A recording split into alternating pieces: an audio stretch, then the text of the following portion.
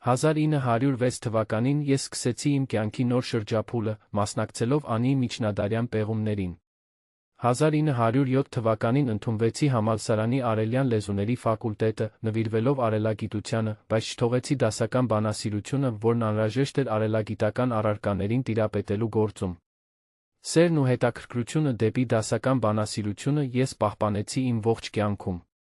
Այդպիսին էր նա իմ ուսուցիչ, 20-րդ դարի խոշորագույն հայագետներից Նիկողայոս Ադոնցի մոտեցումը։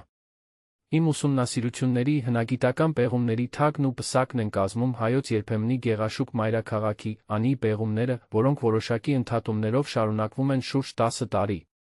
Շատ գիտելիքներ եմ ձեռք բերել համալսարանի լսարաններում, սակայն իսկական բարձրագույն կրթություն ստացել եմ թերս ոչ այնքան Նայի ափին, որքան Անիում։ 1906 թվականի ամռանը առաջին անգամ ոտք դրեցի Անիում, 1000 ու մի եկեղեցիների մայրաքաղաքում։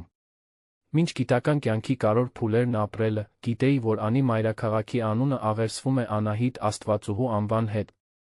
Ըստ իմ ուսուցիչ Մարի, Անին Կովկասի հնագիտական պսակի ամենախոշոր մարգարիտն էր, որ արելքի ու արմուտքի միջ արտրի տեղ էր։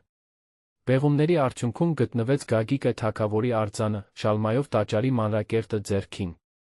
Նույն ընթացքում Գատկաշենում գտնվեց մի ջահ, թագի տեսքով։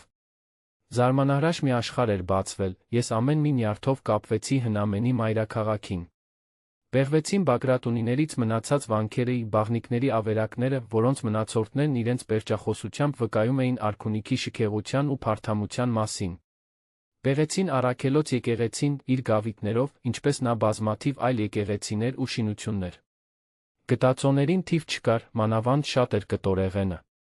Խեցեղենս անսահման էր, որոնց մաքրումը շատ դժվար էր։ Մարի գլխավորությամբ պեղել ուսումնասիրել են քաղաքի միջնաբերդը, իր պարիսպներով, ինչպես նա մեծաքանակ քարայրներ։ Ոչ ոք չէր հավատում Աբրահամ Կրետացուն, ով ասել էր, որ դամբարանի պատերը ոսկեզոծ են, բայց ինչպիսի խղճուկ մնացորդներ, ասացի ես 1908 թվականին։ Երկու թանգարան ստեղծվեց։ Մեկը ճարտարապետական մանրամասների քանդակազարդ քարերի համար, մյուսը հնագիտական նյութերի։ Այսպիսով, այսքանը ամենակարևորը։ Մեկ դար, մեկ անուն։